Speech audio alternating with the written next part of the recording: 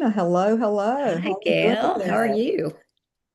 I hear that you are not in DC where you live, and where are you today? I am in Mississippi visiting my daughter at college. Well, isn't that exciting? Where's she Yeah. in school? Ole Miss, hotty Ole toddy. Miss, Ole Miss, Ole Miss. Yeah, Well, everybody, we're so excited to be here on LinkedIn Live today, and I have one of our most brilliant colleagues, consultant Gina Graham, with us. Gina, how are you doing? I'm great. Gail, thanks. How Are are you? you? Yeah, I'm good. I'm good. I just went to a meeting, and so I'm with some local girlfriends. So that was always fun, a book club. Uh-huh. And so here I am. We're going to talk about, everybody, we're going to talk about the critical fourth quarter stretch of the year and how to manage your portfolio, how to manage your donor prospect pool for a great year end. Gina, I think this is a pertinent topic. What do you think?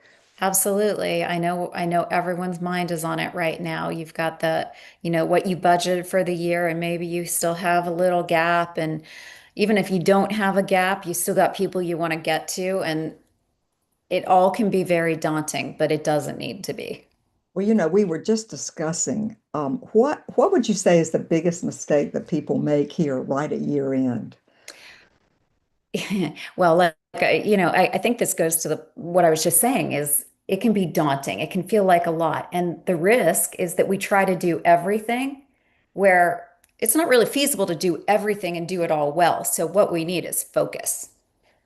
That's right. I'm really big on looking at exactly how much of a gap you have to Mhm. meet your year-end goal because annual fund goals are important, aren't they, Gina? No, they are. I mean, that's what's keeping your lights on. It's the bread and butter. It is, Mhm. yeah, it's critical. And so you look at that goal and then you look at your donor list.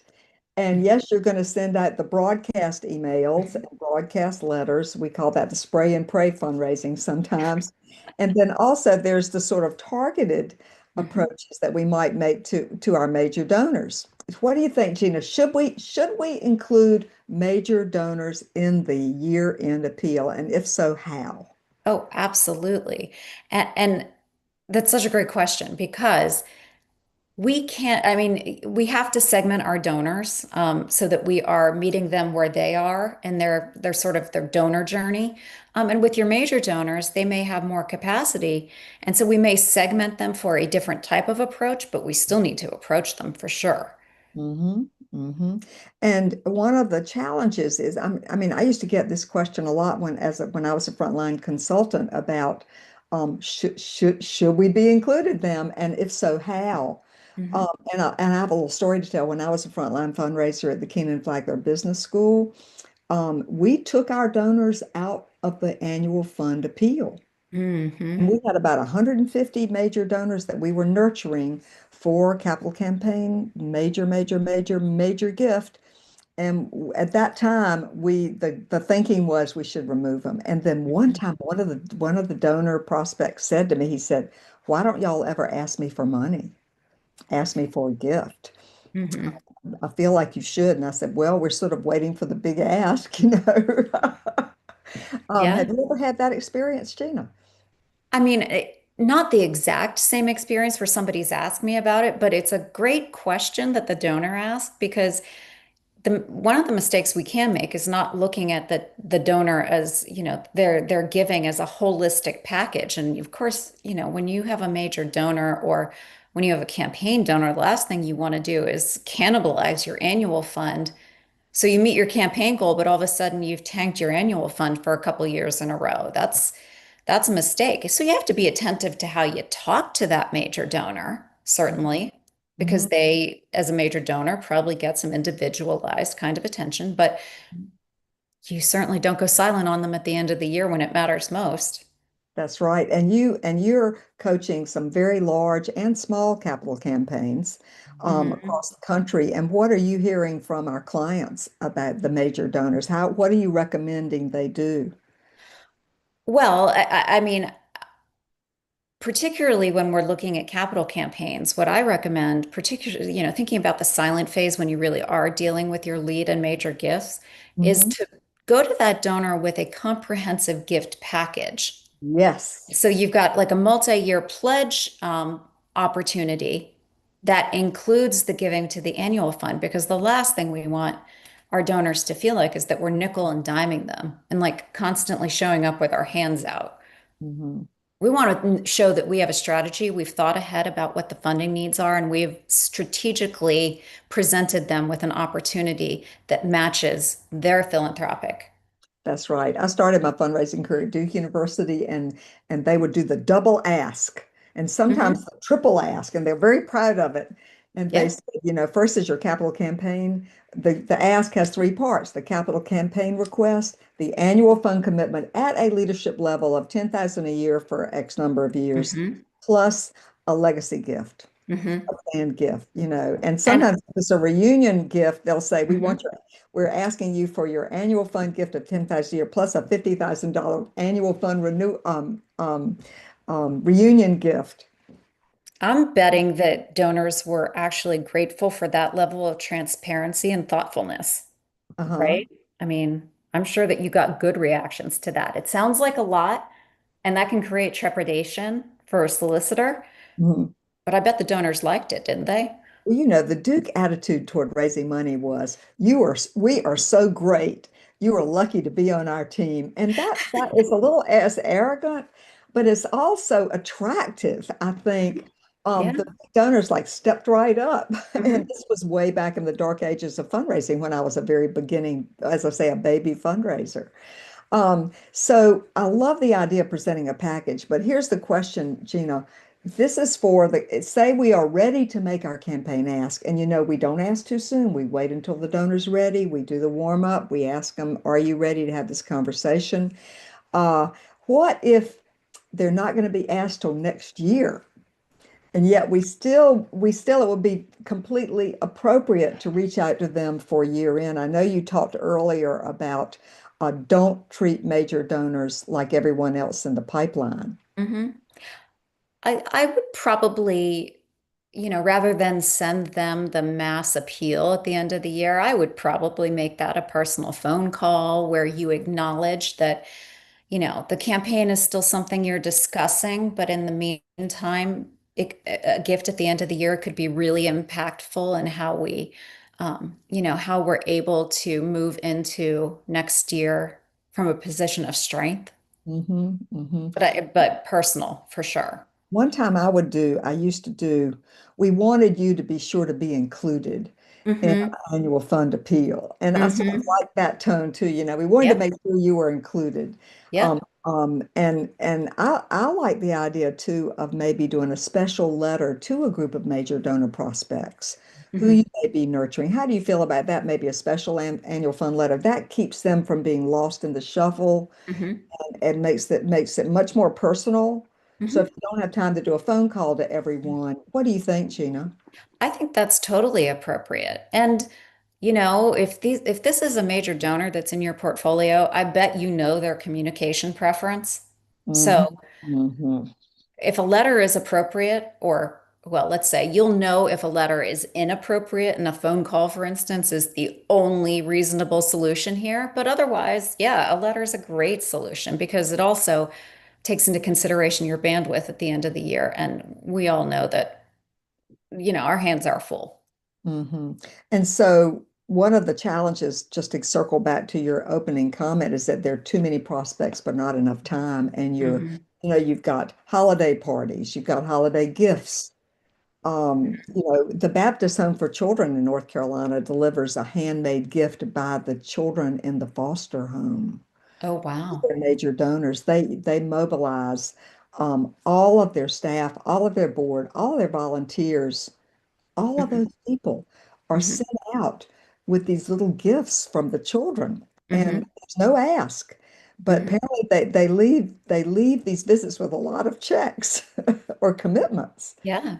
Yeah. I'm sure they do. And that's great. I mean, I don't know if it's feasible for every organization. I worked with an organization some years ago that did something similar. They delivered plants, poinsettias, which is, amazing, but it was a time commitment. Mhm. And Mhm. I think part of the challenge at the end of the year is really around sticking very closely to where you can find your return on investment. Yes. Yes, yes. And so we talk a lot about the pipeline Hmm. and the portfolio, and how do you best analyze your portfolio to maximize year-end results? Oh, well, I think it's a combination of two things. It's capacity and it's timing. So if you've got somebody who's pretty warm and they're well into cultivation and a big ask is timed appropriately or at least very close to it, that's a consideration. As well as capacity, because of course, the larger the gift, the closer you are to meeting your year-end goal. So maybe it's getting hyper focus on a top 10 and then a next 20, Hmm. and then a next 30 so that you're, sort of sequencing your asks, Hmm. in decreasing order of return on investment. Yeah. When Yeah. I was a frontline fundraiser at Keenan Flagler Business School, I used the top 10, 20, and 30 Hmm. technique, and it really helped me. I'll tell you one thing, it gave me some sanity Hmm. because I knew who my top 10 were. And then I managed to get the appeals or have them handled individually. Each Hmm. major donor gets their own strategy Hmm. in the next 20 and the next 30. And and people in our major gifts officer boot camp really like that strategy as well, 10, 20, 30. And it helps you sleep at night. What do you think?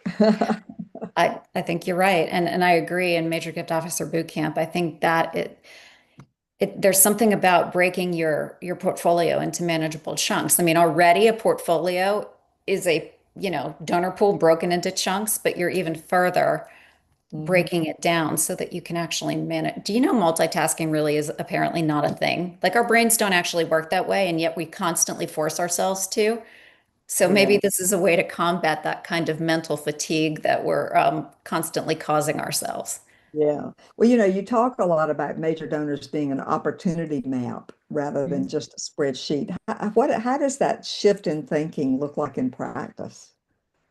Well, yeah, because it's an opportunity map insofar as it's more personal, and you're also, when you think about a map, you think about where you're deploying other resources also. So, who's the board member who knows this individual who might be willing to get the meeting that's going to allow you to make the ask or accompany you to the meeting that might be able to make the ask. So, um, the map is really, it's a roadmap to get to the end result you want.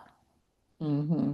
Hmm. And so I remember I used to look at my portfolio and think, oh, how exciting. These are most interesting people and I get to know them all, or at least Mhm. attempt to get to know them all. And so I do think that there's joy and excitement in being assigned a group of people. Do you think so? I think so. And I also think that, I mean, I'd love to hear what you think about this also, Gail, but I think we can communicate the joy and excitement, and that opportunity that we're presenting probably creates joy and excitement for the donor, don't you think? Yeah. Yeah, I think that our energy should be contagious and it needs to be positive. It Yeah, and always. we're giving them an opportunity to do something great. And I don't think I think a lot of philanthropy is really driven by somebody having a mission within themselves that they are trying to, they're driving towards achieving this mission, and we're giving them that opportunity, and it should feel good to them. Hmm. Hmm. And we one of the issues in one of the top issues in all year-end campaigns, changing the subject a little, is this concept of lie bunts. Hmm. People who gave last year say they gave in 2024, but they have not given yet in 2025. And how that is the group. That is your high target, your high focus group. That is the group that is they get there. They consider themselves stoners. They love giving. Hmm. They're always giving. And so they get a special outreach, don't you think? A special touch? 100%, because with a LIBUNT, and these acronyms are crazy. So for anyone who doesn't know, last year, but unfortunately not this year, LIBUNT. Those folks are already qualified. We know they're donors. They want to be donors. We know that there is affinity. They've given before. They absolutely need to be considered and spoken to as past donors. Or current donors in But a yeah, way. as current donors, yes, right. Because I think their identity, we talk a lot in fundraising about donor identity. Like I identify myself as a cat lady, not a dog lady, and and donors have identity. Like I identify myself as a supporter of this food bank. Hmm. You know, Yeah, so they sometimes I think too that if they haven't given yet, they've just forgotten, yeah, I and think that's right. they don't know that they haven't given yet. Hmm. I think that's probably right. And when particularly with major donors, but I think also to some extent with all Libunts because they've already got an established relationship with the organization. Um, it is about the relationship, and sometimes in relationships, you have to remind think about it. You sometimes have to remind your friends of an event you have planned. So the same goes. I mean, it's a relationship. So for your major donors, you need to call them up and respectfully ask for their help when you want it. And the donors, the diehard supporters, the true passionate true believers, they'll be there, won't they? They will be. Absolutely. Y'all, I've been raising money more decades than I want to count, Gina's not quite there yet, but we've seen this over Hmm. and over and over. And I'm working with a small nonprofit just as a friend, coaching them a bit on their year-end campaign, and they just send one letter and they don't ask but once all year. Hmm. They say, "Oh my gosh, should I ask twice a year?" I say, "Yes, you should. You should." I I agree with that wholeheartedly because, think about the amount of mail, email that comes through every day. I personally need to be reminded several times before I actually follow through. So when I apply that to my donors, hey, treat others the way you want to be treated. Well, there you are. Gentle reminder, and you can Yes. send your major donors gentle reminders right up until the end of the Hmm. year. Hmm. We hope we can count you into this year's donor pool. We hope you'll remain a donor. Not that Yeah. you'll make a gift. It's one thing to say you'll make a gift and remain, but it's another thing to say you'll remain a supporter. Like a Hmm. supporter is donor identity. Like I am Hmm. a supporter or I make a gift. So I think it moves it a little bit away from transactional. What do you Hmm. think? I agree with that. I mean, I think the thing we always have to remember, and everybody who's been participating in Major Gift Officer Boot Camp is probably tired of hearing me say this. So if there are any of those folks here, I'm sorry, I'm repeating myself, but Huh. donors are giving to an outcome or an impact. They aren't necessarily giving to our organization, they are giving through our organization to achieve an outcome or an impact. And so um, it, I think it's really critical to remember that when we're asking for money. And to make sure that we're communicating that. And if we're communicating impact, then it's not wrong to ask more than once, to give them multiple opportunities, to handhold when we need to. Yeah, we coach our clients on all sorts of ways to ask. Mhm. Mhm. Also, ways Absolutely. to tiptoe up to the donor and see if you can be asked or not. So Yeah. I have one last question. Hmm. So going back to the live bunts, the donors who gave last year but not this year, why should they be at the top of every nonprofit's call list right now? Right now. I think you said it perfectly. They're already supporters. We Mm, already know that they want to be engaged. hmm And so they're, in some ways, they're easy asks at the end of the year. hmm Um, Yeah, I think that's why they need to be at the top of the list. It's because they are your most engaged supporters. And everybody, if you are trying to figure out how you're going to meet your year-end goal, I'd pull a list from my CRM of everybody who gave last year but has not given yet this year. And you might faint when you look at the total of the money that's outstanding and available Mhm. to you. And, the board members say, oh, we need new donors. No, you need to renew the donors you have. I agree. And And also, I think even at the end of the year, we always talk about sort of what are your methods of tracking, like measuring success. I Hmm. would say at the end of the year, again, you break that down and you look at that top 50 or 60 that you're working, and you're keeping track along the way of whether or not they've had enough touch points, whether that gift has come in. And you're essentially keeping yourself accountable for that last quarter with a small subset of your donors. Hmm. Well, gosh, we're almost out of time. So, what would be your top takeaway to recommend to our major gift fundraisers and our capital campaign projects that we're working on? What is your one piece of advice for leaders watching this who want to make those last weeks really count? Focus. Absolutely. Focus on ROI at this point in time. So Ab- again, it's a sub goal within your annual goal. It's a subset of your donors within your entire donor pool. And you are looking at every moment as as you go through these next 3 months at maximizing ROI for every one of your activities. And so, everybody, don't forget that donors want to help you to succeed, and you probably have more control than you think. So focus on the decision variables that you can influence. What do you think about that, Gina? Yeah. I mean, you can't influence a donor's capacity. It is what it is, but you can influence their relationship and with you and their affinity for your mission. Those are things you can act on, as we talked about in boot camp. So, That's right. um, yeah, that's where to focus your time.